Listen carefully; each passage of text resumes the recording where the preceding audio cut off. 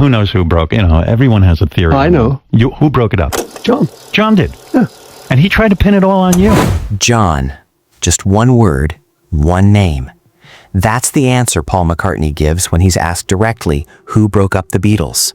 Not Yoko, not money, not creative clashes, just John. And Paul hasn't said it once in passing.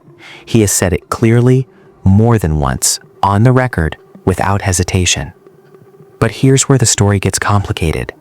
Paul has also admitted that he threw Ringo Starr out of his house. He has confessed that he and John were turning songs into weapons, writing lyrics meant to wound each other.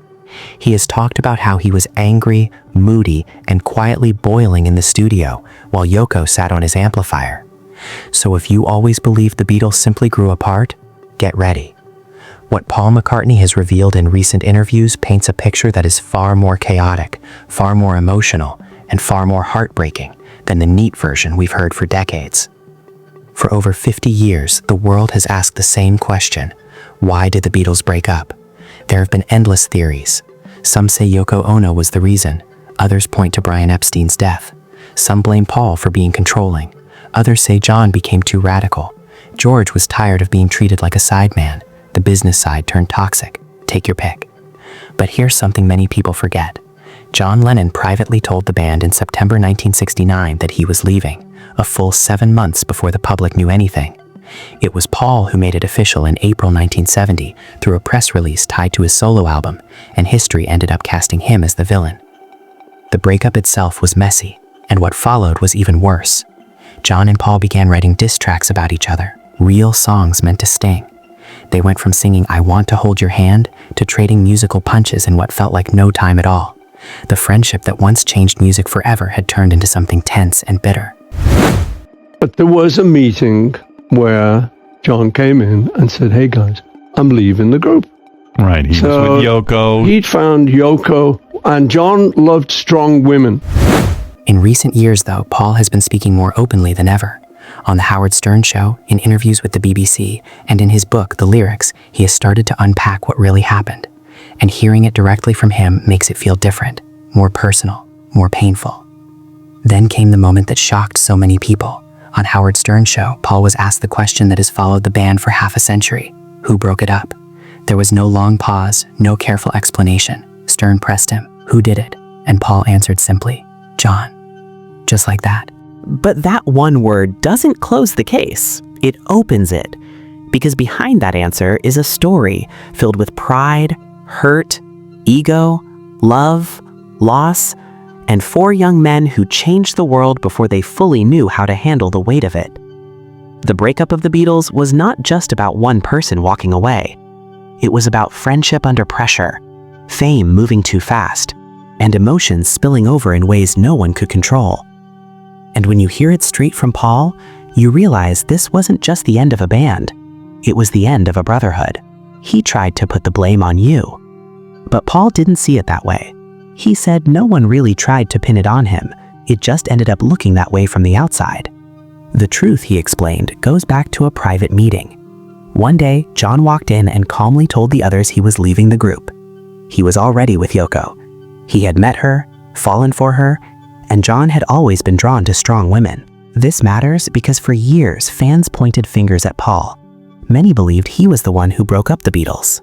Paul later told the BBC that he had to live with that image because it was what people chose to believe. All he could do was deny it.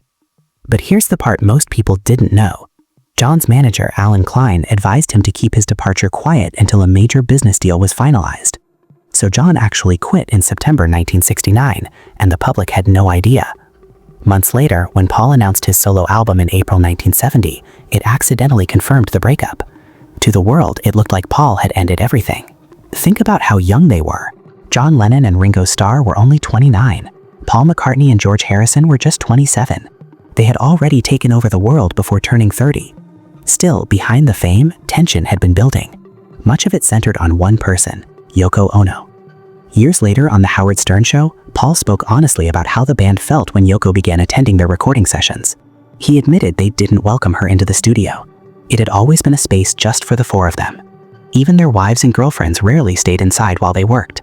A quick hello in the control room was fine, but sitting in the studio during recording felt different. It disrupted their rhythm. Still, no one had the courage to say that directly to John. They avoided the hard conversation. Instead of talking openly, they let the discomfort grow. Let's face it, we didn't welcome Yoko in the studio. We thought it was a guy thing. Even the guys' wives and the girlfriends and stuff weren't really welcome in the studio. Paul described the moment that symbolized the shift. Yoko was sitting on one of the amplifiers. To anyone else, it might seem small, but to them, it felt personal. That amp was part of their sacred space. The shock wasn't really about the seat, it was about change. It's important to remember they weren't gods. They were young men in their 20s who had spent nearly every day together for a decade. They stopped touring in 1966, and without that shared mission, their lives began moving in different directions.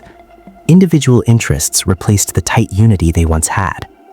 Add to that the death of their manager, Brian Epstein, in August 1967 from a drug overdose, and everything became more fragile. John later admitted he knew they were in trouble after Epstein died. Without him, there was no mediator, no one to calm arguments or guide business decisions. It was just four strong personalities trying to manage fame, money, and growing personal differences.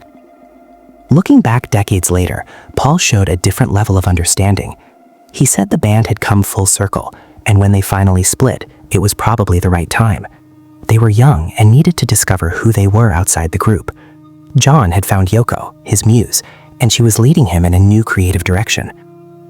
But maturity came later. In 1970, things were still raw. The band was finished in practice, though not yet officially announced. Paul had a solo album ready for release.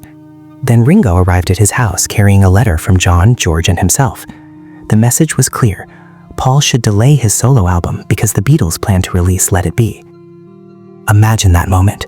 Your closest friends of 10 years send one of them to your door with instructions about when you can release your own music. Paul reacted emotionally.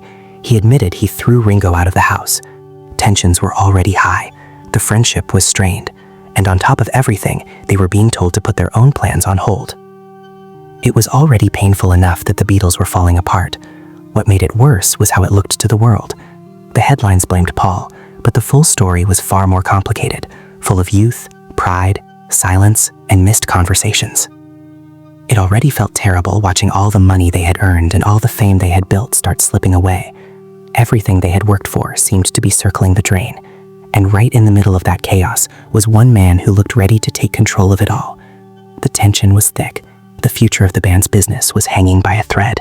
Behind the scenes, a serious power struggle was unfolding over who would handle the Beatles' affairs. John Lennon, George Harrison, and Ringo Starr backed Alan Klein. Paul McCartney stood firmly on the other side, wanting his father-in-law, Lee Eastman, to take the role. The disagreement grew so deep that in December 1970, Paul did the unthinkable. He sued the other three Beatles to dissolve their partnership. Imagine taking your own brothers to court. That is how far things had fallen. But when Paul looks back now, his tone carries something softer. He admits that even after all of that, they found a way to reconnect. Families fight. Families break apart. And sometimes, families heal. That simple truth makes his words hit even harder. Still, the breakup did not end the battle. Instead, it moved into their music. They began writing songs aimed at each other. When the interviewer mentions Too Many People from Paul's album Ram, Paul openly admits that the lyric, "You took your lucky break and broke it in two," was directed at John. They were no longer just bandmates. They were artists turning their pain into sharp public messages. It felt like they were weaponizing songs. Paul's Too Many People, released in May 1971, included lines that many saw as clear jabs at John and Yoko Ono and their activism.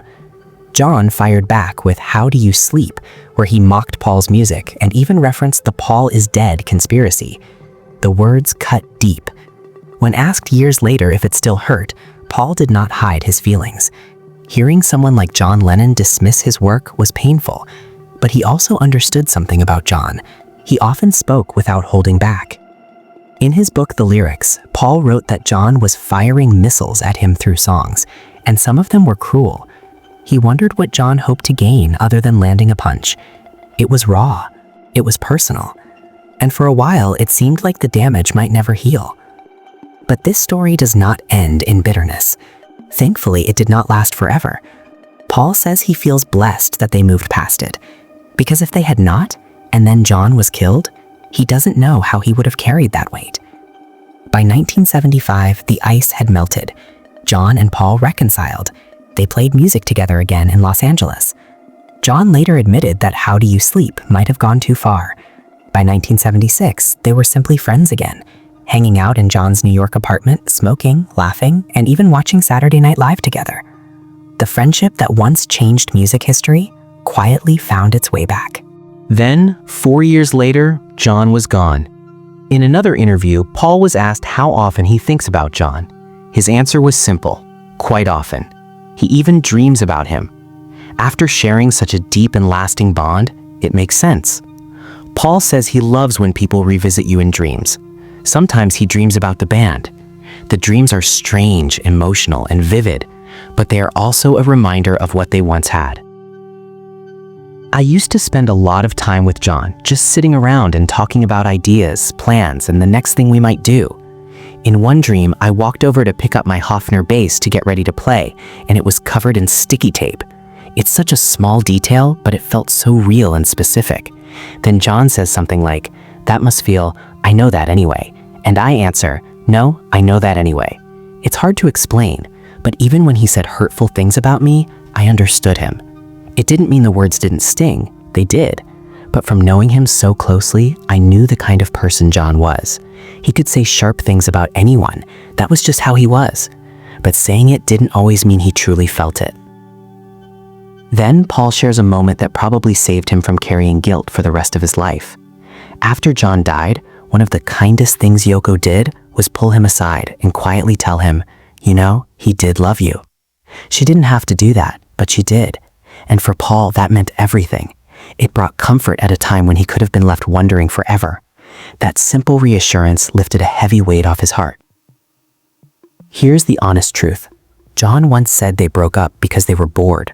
By the age of 27, they had already conquered the world. They had stopped touring and were just going through the motions. John compared it to a marriage that no longer works. Add Brian Epstein's death, business problems, and the fact that they all wanted lives beyond the band, and the end was almost inevitable. It wasn't just one fight or one argument. It was a slow realization that it was over. But here's what truly matters. Before John died, he and Paul had made peace. They were friends again. They jammed together. They spent time together. They forgave each other. And when John was killed, Yoko made sure Paul heard the words he needed most. He did love you. The Beatles may have broken up, but the bond between John and Paul never really did. And sometimes that's the part of the story that matters most.